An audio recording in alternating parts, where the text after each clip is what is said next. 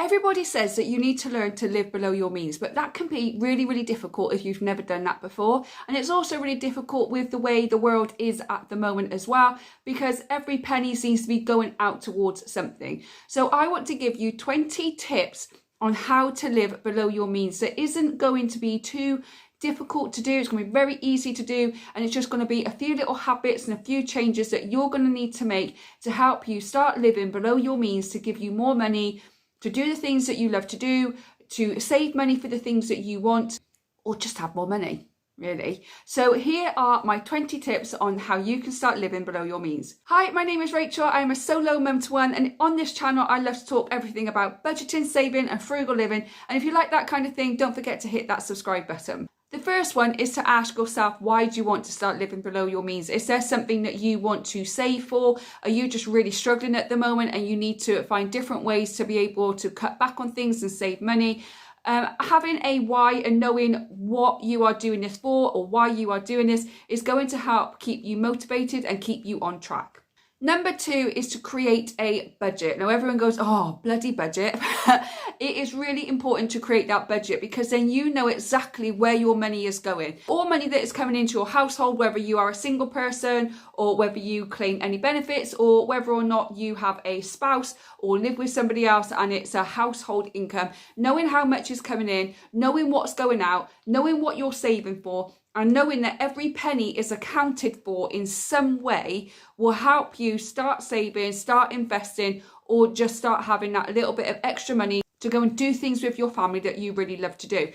If you would like me to do another video on budgeting, on how to do it and all the different ways that you can budget, because there's not just one set way, then do let me know in the comment box below. Number 3 is to prioritise your savings. And this means that when you get your monthly income into your home, then you pay off all your bills and you pay everything that needs to be paid, but you also take some money out of that and you pull it into savings. Whether that is in a high yield savings account for a rainy day, to build an emergency fund, a retirement fund, a holiday fund, whatever it may be, whatever you are saving for, you prioritise out of your monthly income your savings. If you can't save much right now, then what can you save? Can you just save £5 a month to start with, and then you can build on it from there when you start finding more money by doing small habits to change things around for you. Number 4 is to downsize. So if you can, downsize your home. If you live in a 3 or 4 bedroom home, but you don't need those extra 2 bedrooms, downsize to a 2 bedroom home. It will make it a little bit cheaper for you. If you've got a very expensive car, but you don't really need that car, you could get by with a much cheaper car, then maybe downsize your car as well. Are there things in your life that you could think, do you know what, I could probably downsize to something a little bit smaller and still get everything that I want out of it? So sometimes it's more about, well, I really like my car and I want my car, but also which one do you want more? Do you want the car, or do you want savings for a particular thing that you want in the future? Now, if your car is a big car, but it needs to be a big car because it fits your family, then that's understandable. But if you can downsize anything and it can work with your family and your family's needs, then it's worth considering downsizing a home, downsizing a car, or anything else that you may have that maybe you could get rid of, or you could downsize to something smaller. Number 5 is to cook more at home. Now, I know we all like to go out or get a takeaway and we like to enjoy ourselves and we don't want to cook all the time, or maybe we just like to get dressed up and just go and have a nice meal and some drinks with people that we love. And that is absolutely okay to do. We should all have that takeaway if we want to, and we should all be able to go out with friends, with family, and enjoy a meal and socialise. It's great for our mental health. Cooking more at home means not doing that as much. Maybe not going out 2 or 3 times a week, or maybe only doing a takeaway once a week and a meal out twice a month. So something like that, maybe cutting back on when you go out or ordering in or going to get a takeaway. Rather than do that, actually start cooking more at home. It is going to save you money. You can batch cook a lot of things as well, which means you can freeze things and have meals already prepared for you. If it's been a long day, or you know you've got a long day ahead of you, you can get it out of the freezer the night before and you've got something to come home to when you want it. Number 6 is to use cash more. Now, we all use our debit cards, and I know that some people feel that we should have a cashless society now. I personally disagree, but let me know what you agree or disagree with. But I personally love to use cash, because I also, at the end of the week, when I've done all my shopping, I don't need to spend any more money. I like to see how much money I've got left over, and I can put that into savings for like Christmas or birthdays or a holiday I've got coming up next year. Number 7 is to avoid lifestyle inflation. So what I mean by this is, if you get a pay rise at work, then keep your lifestyle the same as it was. Don't feel like I've got this big pay rise, I've got more money, therefore I can afford to do more things. Living below your means great, you've got an extra income coming in. Maybe I can give myself an extra little treat that month, but majority of that inflation money is going to go into savings. Using that inflation money will help you save for the things that you really want. And for me, saving means extra memories for my son and making sure that myself and my son is financially stable for our future. But obviously it's your choice where you put that extra money, but try to avoid lifestyle inflation when you get a bonus or you get a pay rise.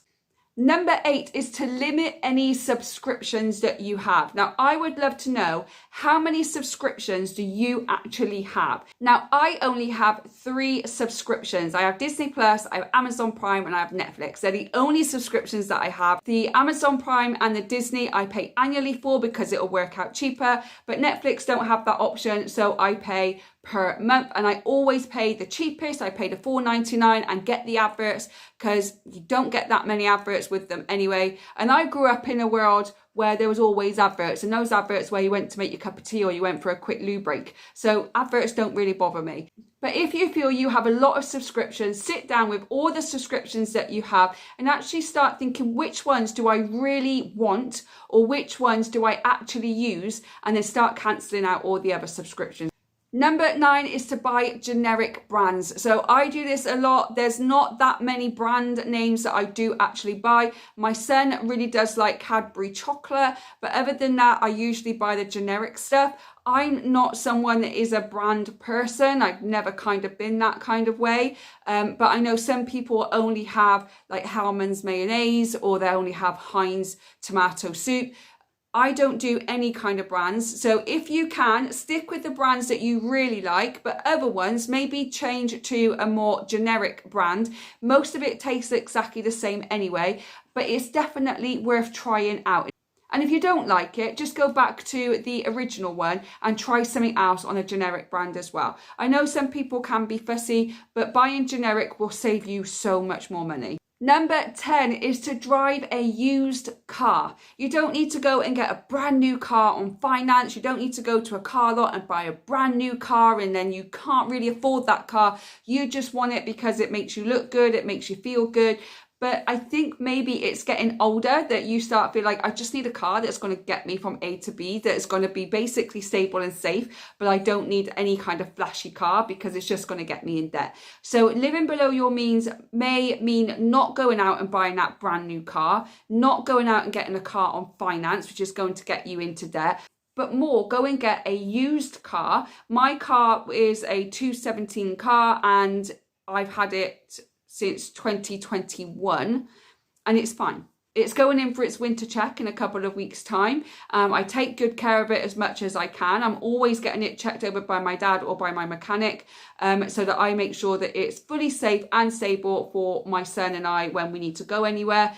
But I will start saving in the next year or so for a new used car. So don't go for the brand new car, go for a used car, just make sure it is safe. When I do buy a used car, I always go to a car lot. I usually go to a car dealer. Maybe that's a little bit more, but I'd rather go from there where I got a little bit of warranty, knowing that they are going to be checking those cars over, rather than go to the side of the road. I don't really know anybody that knows a lot about cars, so it's a risk I'm not willing to take. But go and buying a used car is going to save you so much more money. Number 11 is to reduce your utility bills. So phone up your gas and electric, your water rates, and see if there's any way that you can reduce them. Can you change them over to a different company if you're out of your contract so that you can get a cheaper rate somewhere? Phone people up and say you're thinking of leaving because it's too expensive, so what are the next steps? And they might be able to give you a bit of a deal. Some places do have offers for new customers, so check the small print, check how long the contract's for and how long that amount will be for, and then you can just switch over if you feel that it's best for you. But trying to reduce any of your utility bills, including internet and phone, that's going to really help you save a few extra pounds a month. Number 12 is when you go shopping, go with a shopping list. So go through your cupboards first. I talk about this all the time. Check what you've already got in there to make any meals that you can out of the things that you already have in your home. Then make a shopping list that the things that you actually need at the supermarket, and make sure that you go shopping with that list and your bags, and that's going to stop you from impulse buying things. Also checking the clearance items at the supermarket. If you're an old follower of mine, you know that that's something that I love to do. So making sure that you go food shopping with a shopping list so you know exactly what you've got to get. Try and go in there laser focused on where you need to go and what you need to get, and then get out as soon as you can. It will stop all the temptation and the impulse buying, especially around this time of year at Christmas, because there is temptation everywhere.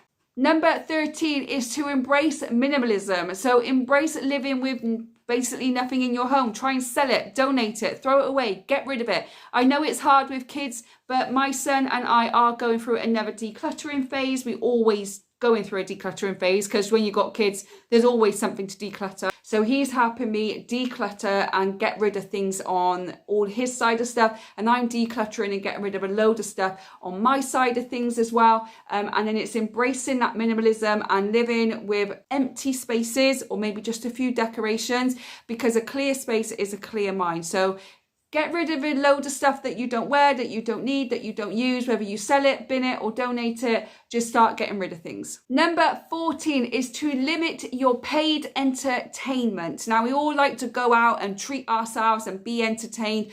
But if you're going out to the cinema every single week and you don't have one of those unlimited cinema cards, then you're going to be paying a fortune. If you're going to a show every single week or 2 or 3 times a month, then it's going to cost you quite a lot of money. So if you want entertainment, search your local Facebook groups, search your local community groups, and see if there's any free entertainment that you can go to where you can still enjoy yourself but save a lot of money.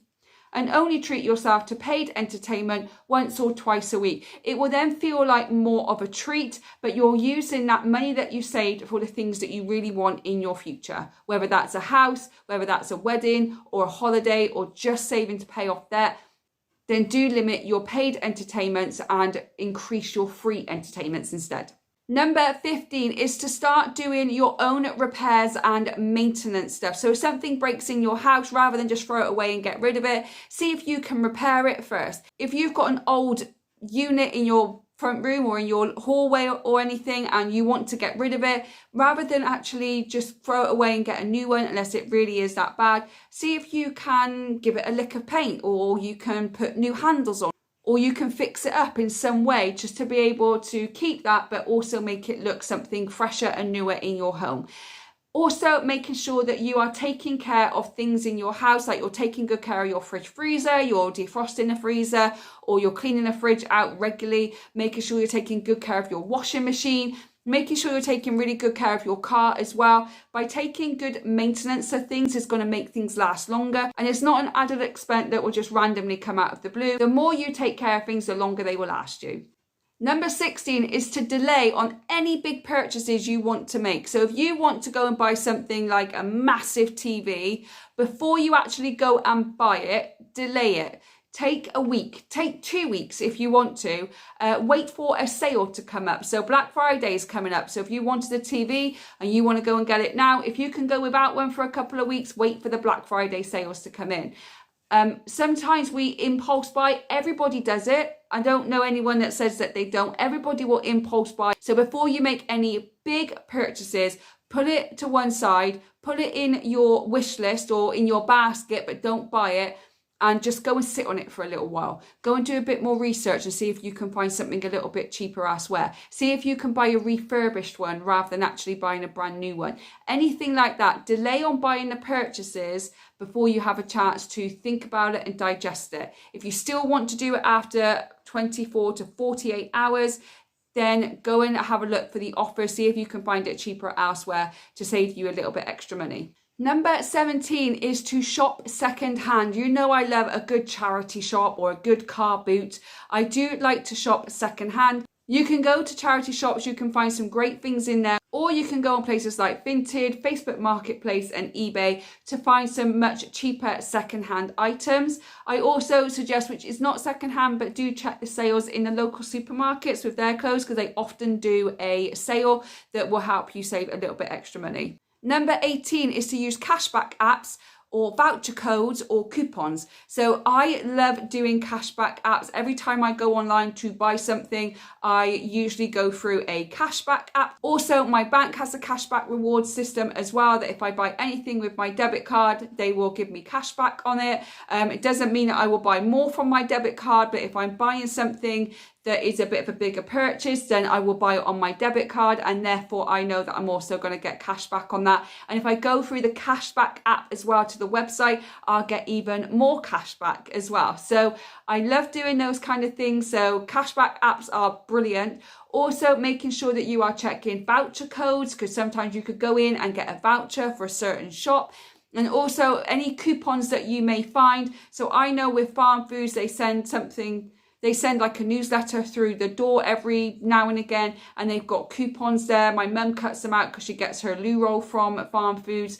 But also you can get them all online as well. If you don't have the physical paper coming through, the physical newsletter coming through your door, then you can sign up to their newsletters. They will give you everything, and they also send you the vouchers on there as well. So making sure that you are using cashback apps, voucher codes or coupons to be able to save yourself a little bit of money. Number 19 is to limit your nights out and exchange them for nights in. So rather than have a girls' night out, have a girls' night in. Rather than have a girls' night in and a takeaway, everybody brings something. So what are they called? The caricature boards.